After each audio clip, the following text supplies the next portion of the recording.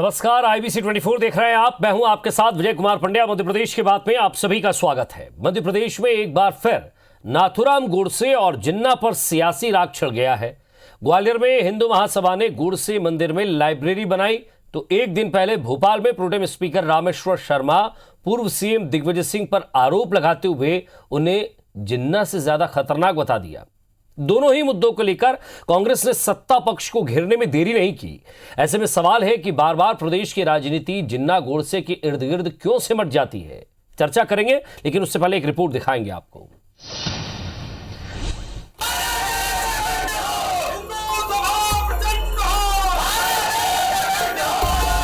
तस्वीरें ग्वालियर की हैं, जहां एक बार फिर नाथूराम गोडसे का महिमा मंडन किया जा रहा है। यहां हिंदू महासभा ने युवाओं तक गोडसे के विचार पहुंचाने के लिए दौलतगंज में गोडसे ज्ञानशाला की शुरुआत की है। दौलतगंज ग्वालियर में हमारे नेता कैलाश नारायण जी शर्मा, विनोद जोशी, लाल जी शर्मा, हरिदास जी अग्रवाल जी के नेतृत्व में जो है गोडसे ज्ञानशाला का यहाँ शुभारंभ किया है। ये ग्वालियर का हाल है, लेकिन आगे बढ़ने से पहले बीजेपी के वरिष्ठ विधायक प्रोटेम स्पीकर को सुनिए। नाम से गफलत होती है। दिग्विजय सिंह काम और व्यवहार से जिन्ना से ज्यादा खतरनाक है। पहले का जिन्ना ने देश विभाजन किया, 47 में बापू से भूल हुई और देश के 2 विभाजन हुए। वैसा ही विभाजन ये करना चाहता है। दिन अपनी औलाद को सीमा पर पहुंचा दोगे, उस दिन पाकिस्तान की बदतमीजी तुम्हें समझ में आ जाएगी कि पाकिस्तान क्या चीज है। सुना आपने, प्रोटेम स्पीकर जिस जिन्ना की तुलना 10 साल प्रदेश के मुख्यमंत्री रहे दिग्विजय सिंह से कर रहे हैं। सवाल यह है कि प्रदेश की राजनीति भला जिन्ना गोडसे के इर्द गिर्द क्यों सिमट जाती है। क्या ये निकाय चुनाव से पहले ध्रुवीकरण की एक कोशिश है? क्या किसी रणनीति के तहत जिन्ना गोडसे का जिक्र किया जाता है? सवाल ये भी है कि क्या नेताओं को जनता का मुद्दा सियासी नहीं दिखता? क्या नेताओं को अपने काम पर भरोसा नहीं जो वो इस तरह के बयान देते हैं? वजह चाहे जो भी हो, लेकिन सरकार की तरफ से साफ कर दिया गया है कि ये बर्दाश्त नहीं किया जाएगा। कोई भी इस तरह का समाज विरोधी काम करेगा वो बर्दाश्त के काबिल नहीं है। गोडसे और जिन्ना 2 ऐसे मुद्दे हैं जिन्हें लेकर कांग्रेस अक्सर निशाने पर रही है। पार्टी महासचिव दिग्विजय सिंह ने रामेश्वर शर्मा के बयान पर तो कुछ भी कहने से मना कर दिया, लेकिन गोडसे को लेकर उन्होंने स्पष्ट तौर पर अपनी बात रखी। लड़ाई तो वही है।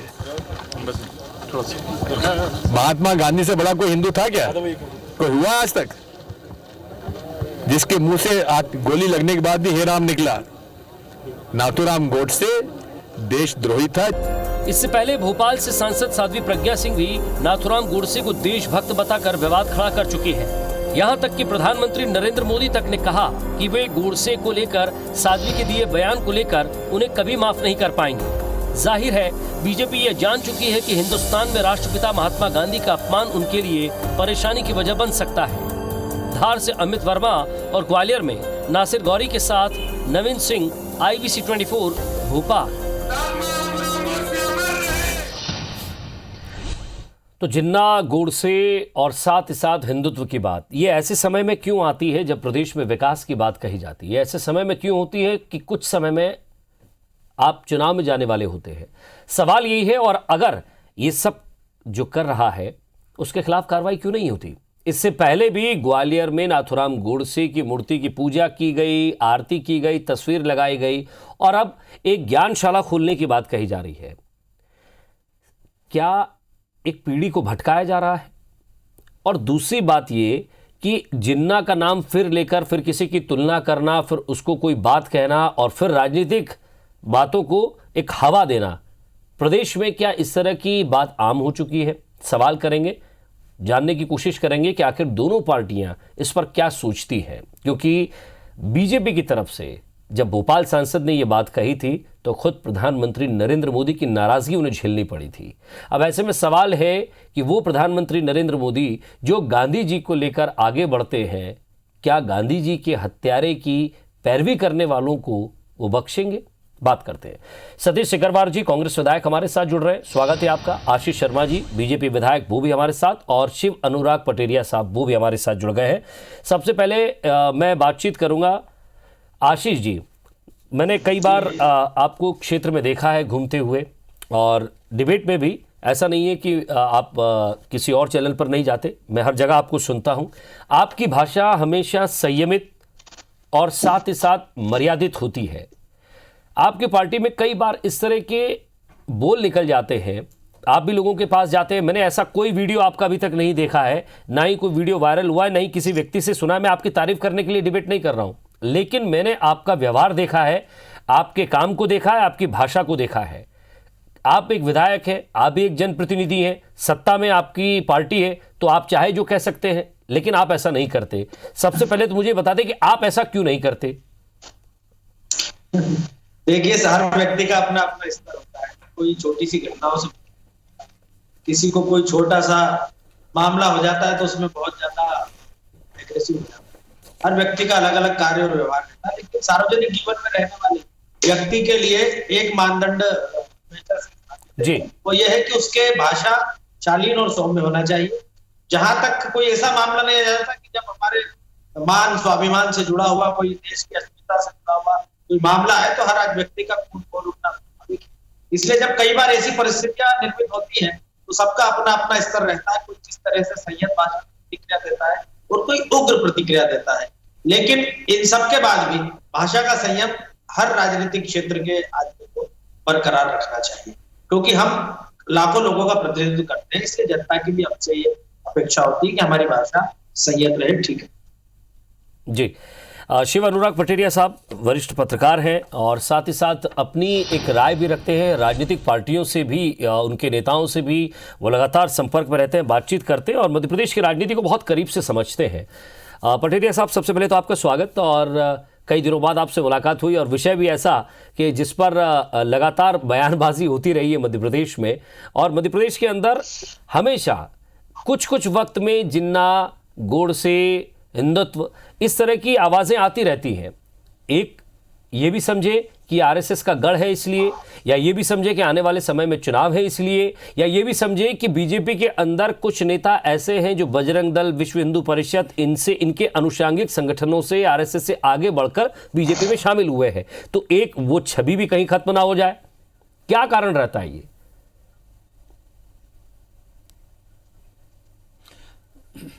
देखिए, सबसे बड़ी बात यह है कि हर दल में कुछ लोग ऐसे होते हैं जो कुछ अपनी रीति नीतियों का डिसाइडेड गाइडलाइंस से ऊपर आगे आना चाहते हैं। दूसरी बात, ऐसे लोगों को रखा भी इसलिए जाता है कि समाज में कई बार चीज़ों को वो जवाब दे सकें। और तीसरी सबसे बड़ी बात है कि पॉलिटिकल कॉन्स्टेंसी को एड्रेस करना। समाज में हार्डलाइनर्स भी हैं, सॉफ्ट लाइनर्स भी हैं, सेक्युलर भी हैं। तो हार्डलाइनर्स को एड्रेस करने के लिए उमा भारती, प्रज्ञा सिंह ठाकुर या दूसरे जैसे लोगों को सामने प्रस्तुत किया, योगी आदित्यनाथ को प्रस्तुत किया जाता, ताकि they can address to the hardliners voter. Hardliners voter अगर आपसे छिटक गया, आपने देखा होगा कि कांग्रेस में भी ऐसे नेताओं की कमी नहीं है जो कभी हिंदुत्व का चेहरा प्रकट करते हैं, कभी एकदम माइनॉरिटी के अपीजमेंट की तरफ चले जाते हैं। दरअसल एक राजनीतिक दलों का एक छद्म खेल होता है, एक इस तरह के लोगों को आगे करके, और बात अगर बन गई तो ठीक, और बिगड़ गई तो माफी मांग ली, हुजूर गलती हो गई। सबसे बड़ी बात है कि जब ऐसे लोगों को सियासत में जगह दी जाती है, अगर मान लीजिए भोपाल में आरिफ मसूद फ्रांस के राष्ट्रपति के खिलाफ प्रदर्शन करते हैं, अगर इसका वोटों का गले जम गया तो बहुत ही बढ़िया, बिगड़ गया तो साहब हम आरिफ मसूद के खिलाफ कार्रवाई करेंगे। प्रज्ञा सिंह ठाकुर अगर महात्मा गांधी को लेकर कुछ कहती हैं तो ठीक है, प्रधानमंत्री नाराजगी जता देते हैं, लेकिन सांसद तो हैं ही हैं। तो दरअसल राजनीतिक दलों का एक बड़ा खेल हुआ करता है कि ऐसे कुछ लोगों को हमेशा रखा जाए जो हार्डलाइनर्स पॉलिटिकल आउटफिट को या पॉलिटिकल कॉन्स्टिट्यूंसी को एड्रेस करता रहें। मुझे लगता है इस देश में निर्छीर विवेचन की राजनीति, अमेरिका जैसी की जो रिपब्लिक है या डेमोक्रेट जैसा अभी पैटर्न नहीं आया है। 200 साल की उनका डेमोक्रेसी हो गई है, हमारे साथ हम 70 साल के आसपास तक पहुँचे हैं। मुझे लगता है 15-50 सालों के बाद ये सारी चीज़ें साफ होने लगेंगी। जो जहाँ हैं वहाँ स्पष्ट रूप से उसे दिखना चाहिए और वही बात कहना चाहिए जिस विचार के लिए वो जाना जाता है, जिस दल में वो है। जी, एक और महत्वपूर्ण सवाल ये, क्योंकि शुरुआत मैंने यहाँ से की, दूसरी बड़ी बात ये कि गोडसे को लेकर अब ज्ञानशाला खोलना, एक हत्यारे के कुछ समर्थक हैं और वो नाम देते हैं अपनी कमेटी को हिंदू महासभा। फिर हिंदू महासभा की बात होती है और केसरिया कलर की टोपी सामने आ जाती है। फिर कुछ लोग उसमें से कुछ और विचारधारा के होते हैं जो बीजेपी या फिर आरएसएस या फिर विश्व हिंदू परिषद या बजरंग दल, उनके विचारधारा को वो सपोर्ट करते हैं। सवाल ये है कि ऐसे में क्या समझा जाए कि ये लोग कौन है, किस पार्टी से जुड़े हुए हैं, किस पार्टी को सपोर्ट करते हैं?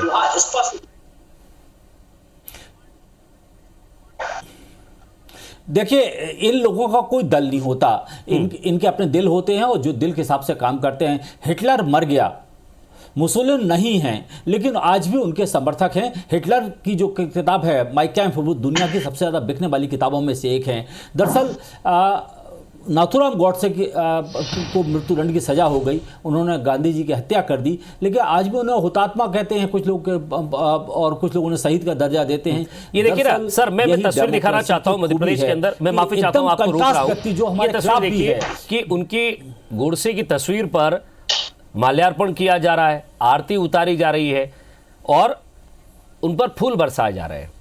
एक शख्स जिसे कानून ने हत्यारा माना, उसको सजा दी, सजा देने के बाद उसकी आइडियोलॉजी को फॉलो कर रहे हैं कुछ लोग और उनके लिए किताबें खोली जा रही हैं। तो आप युवाओं के अंदर क्या डालना चाह रहे हैं? और अगर युवाओं के अंदर ये आइडियोलॉजी आप चाहते हैं कि लोग फॉलो करें, तो इनको प्रश्रय कौन दे रहा है?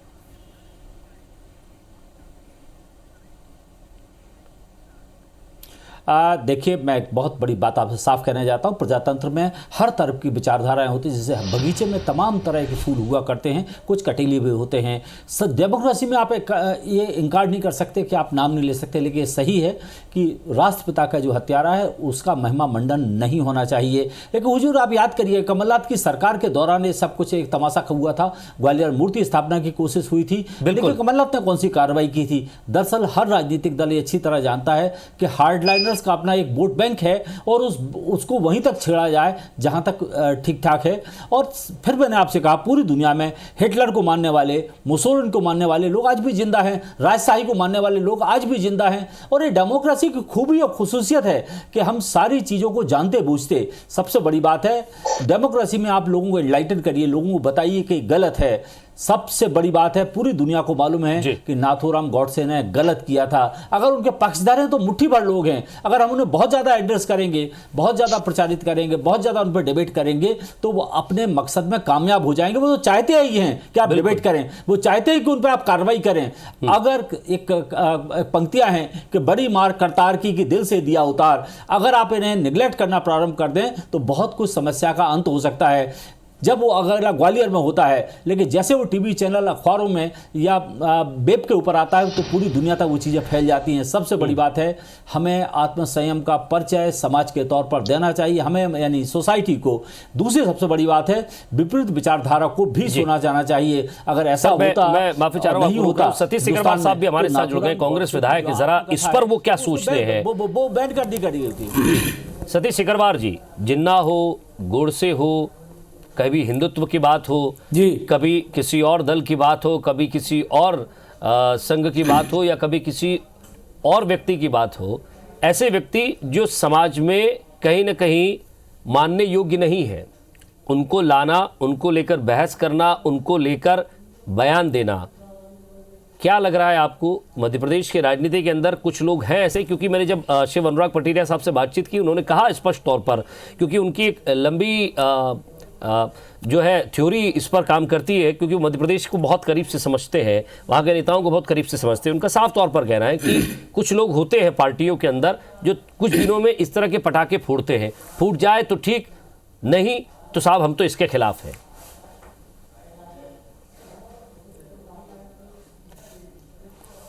देखिए, लोकतंत्र में अपनी अपनी विचारधारा को लेकर विभिन्न पार्टियां अपना अपना काम अपने अपने तरीके से करती हैं, लेकिन कुछ काम ऐसे हैं जिन्हें कोई भी पार्टी अगर महिमा मंडित करने का काम करेगी, अगर कोई भी पार्टी उन्हें प्रचारित प्रसार करने का काम करेगी, तो वो इसलिए कर रही है जिससे वो अखबार की, मीडिया की सुर्खियां बने, उनकी खोई हुई पहचान जो आज विलुप्त हो रही है, उनकी पहचान, उस पहचान को वो कायम रख सकें। राष्ट्रपिता का ये सीधा सीधा अपमान है, और राष्ट्रपिता का अपमान करने का अधिकार भारत में रहने वाले किसी भी नागरिक को राष्ट्रपिता का अपमान करने का अधिकार नहीं है। वो अपनी विचारधारा को अपने मन में विचार में ला सकते हैं, लेकिन राष्ट्रपिता को जिसने कानून ने जिन्हें हत्यारा माना और कानून ने जिसे दोषी माना और पूरा देश जिसे दोषी मानता है, ऐसे हत्यारे को अगर हम महिमा मंडित करने का काम करेंगे, राष्ट्रपिता का अपमान करने का काम करेंगे, तो ये सीधे सीधे अपराध की श्रेणी में आता है। जी आशीष जी, आपको और लगता है एक कि किसी मैं को रुक रहा हूँ अधिकार आपको, नहीं है। आशीष जी आपको लगता है क्योंकि बहुत सदी हुई बात कह दी सतीश सिकरवार जी ने, बहुत ज़्यादा कोई जवाब नहीं दिया, शायद लगता है उनसे संपर्क टूट गया है। सतीश सिकरवार साहब, आप अपनी बात पूरी कर सकते हैं। जी जी जी नहीं, मैं निश्चित रूप से ये कहना चाहता हूँ कि हिंदू महासभा समय समय पर इस प्रकार का कृत्य करने का हमेशा प्रयास करती रही है, लेकिन तत्कालीन जो भी सरकार रही हो, वो सरकार अपने नियम और कानून के साथ साथ इस तरह का प्रावधान उनके नियम और कानून के तहत करते हैं कि वो जिन्होंने राष्ट्रपिता की हत्या की है, जिसने इस देश को शर्मसार करने की कोशिश की है, नहीं सर, आपकी तरफ से भी मानवता को कुछ इस तरह शर्मसार के बयान करने की आते हैं ना कोशिश सर, की आपकी है, पार्टी के भी कुछ उसको बड़े नेता महत्वामंडित नहीं किया हैं जिन्होंने बयानबाजी ऐसी करी जिसको लेकर समाज के अंदर जो है दो धड़े हो जाते हैं कई बार। आपकी मैं ये पूछ रहा हूँ कि पार्टियों के अंदर ऐसे कुछ लोग होते हैं क्या जो इनके लिए, इन चीज़ों के लिए उन्हें रखा जाता है कि कुछ दिन बाद आप इस तरह की चीज़ करें, कोई दिक्कत नहीं होगी, हम सब संभाल लेंगे, ज़्यादा विद्रोह होगा तो आप माफ़ी मांग लीजिएगा, नहीं तो ठीक है चलता रहेगा।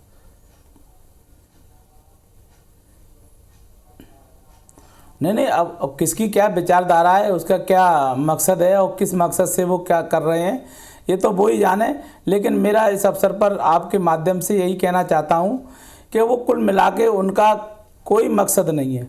उनका मकसद केवल इतना सा है कि हम ऐसा कोई नेगेटिव काम करें जो अखबार की, जो मीडिया की, जो इलेक्ट्रॉनिक मीडिया, प्रिंट मीडिया की सुर्खियाँ बने, पूरे देश प्रदेश में सुर्खियां बने। और बहुत सारा ऐसा कुछ काम नहीं है, केवल वो सुर्खियां बटोरने के लिए ये ऐसा महिमा मंडित करने का काम कर रहे हैं। जिन्होंने राष्ट्रपिता की हत्या की है उनको महिमा मंडित करने का काम कर रहे हैं। चलिए, आपने कहा कि सिर्फ महिमा मंडित करना है उनको, लेकिन ऐसों पर कार्रवाई क्यों नहीं होती? कार्रवाई को लेकर भी हम बात करें। मैं पटेरिया साहब आप ही से जानना चाहता हूं, क्योंकि जब हम कई तरह के बयान सुनते हैं, महीने भर में एक आध बार इस तरह का बयान आ जाता है जिससे सुर्खियां बटोर ली जाए, महीने भर में इस तरह का कोई नाथुराम गोडसे या जिन्ना या इस तरह की चीज़ें हो जाती हैं, या हिंदू मुस्लिम की कोई ऐसी एक्टिविटी हो जाती है जिसको लेकर प्रदेश के अंदर ध्यान खींचा जाए। सवाल ये है कि समाज में इस तरह के कुछ लोग हैं जो इस तरह की चीज़ों को बढ़ावा देते हैं, और कहीं ना कहीं वो सीधे तौर पर तो नहीं हम सीधे तौर पर तो नहीं कह रहे हैं, ना ही आरोप लगा रहे हैं, लेकिन कहीं ना कहीं कनेक्शन उनका राजनीतिक पार्टियों से जरूर होता है।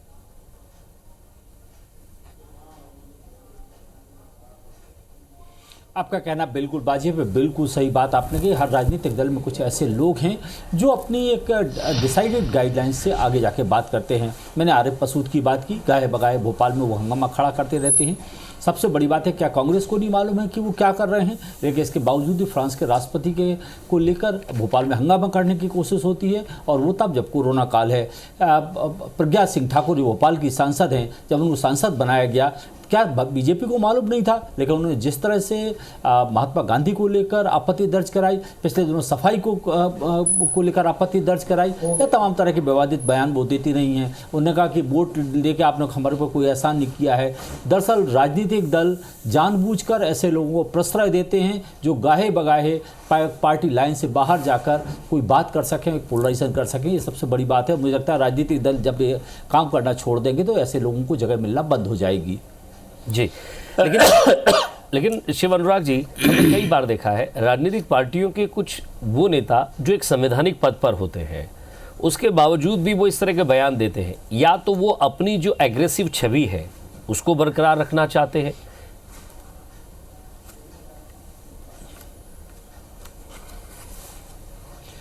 देखिए, अगर आप मध्य प्रदेश के जो पूर्व मुख्यमंत्री दिग्विजय सिंह की आप बात कर सकते हैं, गाहे बगाहे वो इस तरह की बातें करते रहते हैं। जैसे अभी हाल में उन्होंने कहा, संघ का उदाहरण देते हो कि संघ से हम सीख सकते हैं, और उनका मकसद था खासतौर से संघ की वो तारीफ नहीं कर रहे थे, लेकिन संघ के संगठन और उनके पॉलिटिकल आउटफिट बीजेपी को लेकर उन्होंने कहा कि जिस तरह काम होता है उसे सीखा जा सकता है।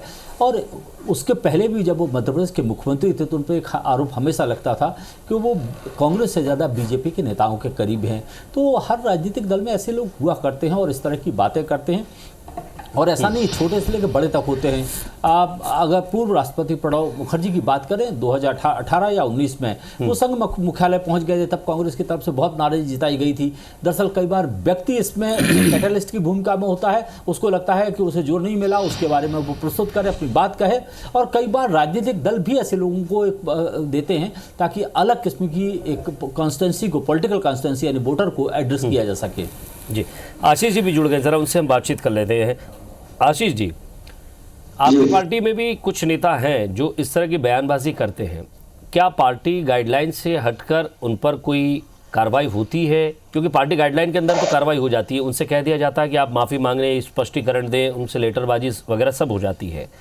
सवाल ये है कि जब भी गांधी जी की बात आती है, पार्टी में दो तरह के धड़े होते हैं, एक पक्ष की तरफ बयान दे देता है, एक विपक्ष की तरफ बयान दे देता है। ऐसा क्यों होता है सर?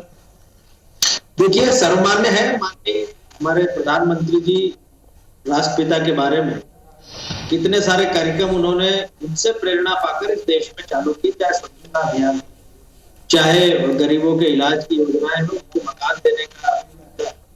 माननीय प्रधानमंत्री जी और भारतीय जनता पार्टी की सरकार, चाहे मध्य प्रदेश की सरकार हो चाहे केंद्र की सरकार, गांधी जी के राम राज्य की संकल्पना को साकार करने के लिए जहां तक बात है कि निश्चित ही अलग अलग विचारधाराओं के बहुत सारे कार्यकर्ता और नेता प्रत्येक राजनीतिक संगठन होते हैं, लेकिन भारतीय जनता पार्टी में जब संगठन की ओर से कोई लाइन तय कर दी जाती है तो उस लाइन का उल्लंघन जो भी कार्यकर्ता या नेता करता है, संगठन उस पर कार्रवाई भी करता है और उससे ये अपेक्षा भी करता है कि भविष्य में इस तरह की गलतियां न की जाएं।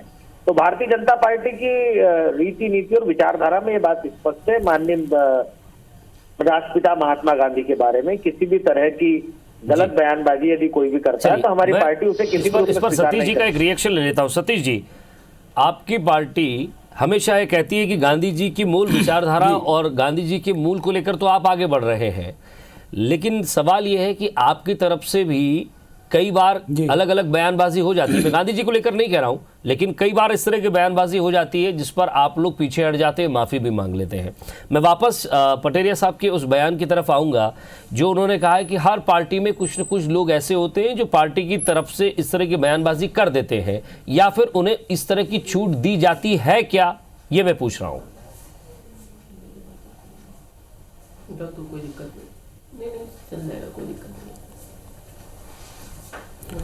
देखिए, ऐसा है कोई व्यक्तिगत तौर पर कोई बयान पार्टी लाइन से हटके दे सकता होगा, उसके खिलाफ भी पार्टी स्पष्टीकरण मांगती है कि आपने ये बयान क्यों दिया, किस आधार पे दिया। लेकिन मूल बात यह है जो पार्टी के कार्यकर्ता हैं, पार्टी के नेता हैं, वो पार्टी के सिद्धांत के अलावा किसी भी जो हमारे महापुरुष हैं वो किसी भी दल से संबंधित हों, हमें महापुरुषों के खिलाफ टिप्पणी करने का अधिकार किसी भी व्यक्ति को नहीं है कि किसी भी महापुरुष पर कोई टिप्पणी करे। बिल्कुल सही कहा आपने। आपके चैनल के माध्यम से इतना कहना चाहता हूं, नहीं, कोई भी महापुरुष किसी भी समाज का हो, किसी भी पार्टी की लाइन का हो, किसी भी महापुरुष के बारे में टिप्पणी करना किसी भी कार्यकर्ता नेता को शोभा नहीं। चलिए, ये एक देना भी नहीं, दो बातें यहाँ मुझे समझ में आई। आशीष जी भी कह रहे हैं, मैं रुक रहा हूँ आपको सर, समय खत्म हो गया है। आशीष जी भी एक बात को कह रहे हैं कि राष्ट्रपिता को लेकर या किसी और ऐसे महापुरुष को लेकर इस तरह के बयानबाजी नहीं करना चाहिए। आप भी कह रहे हैं इस तरह की बयानबाजी नहीं करना चाहिए। और वरिष्ठ पत्रकार शिव अनुराग पटेरिया साहब ने भी कहा कि इस तरह की बयानबाजी होती रहती है, माफ़ी मांगकर छोड़ दिया जाता है। एक, दो या तीन व्यक्ति पार्टियों में कुछ ऐसे होते हैं जो लगातार इस तरह के बयानबाजी करते हैं, उन्हीं के द्वारा इस तरह की बयानबाजी होती है, फिर कुछ समय बाद बंद हो जाती है, फिर कुछ नई बयानबाजी आती है, लेकिन आपको चेहरे वही देखने को मिलेंगे या उनके सपोर्ट करते हुए कुछ और चेहरे सामने आ जाएंगे। सवाल ये है कि इस तरह की बयानबाजी आगे ना हो, इसको लेकर कोई बात नहीं होती, इसको लेकर कोई कानून नहीं है, इसको लेकर महापुरुषों को लेकर कोई टिका टिप्पणी हो या ना हो, इसको लेकर कोई बातचीत नहीं होती है। राजनीति में हमेशा जब भी चुनाव आसपास होते हैं या चुनाव की इस तरह की नज़दीकियाँ होती है, तब इस तरह के बयान दिए जाते हैं। मैं लास्ट 10 सेकंड आपसे चाहूँगा पटेरिया साहब, 10 सेकंड में, क्या ये भविष्य में रुकेंगी या ये सिर्फ एक रिक्वायरमेंट है पार्टियों की, इसको बने रहना एक इनकी एक ज़रूरत हो गई है?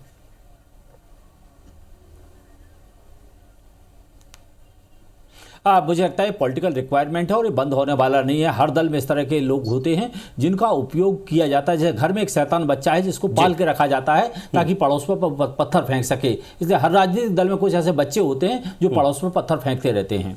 चलिए, बहुत बहुत शुक्रिया आप तीनों का हमारे साथ जुड़ने के लिए और बातचीत के लिए। सवाल यही कि ये सब कब बंद होगा। नमस्कार।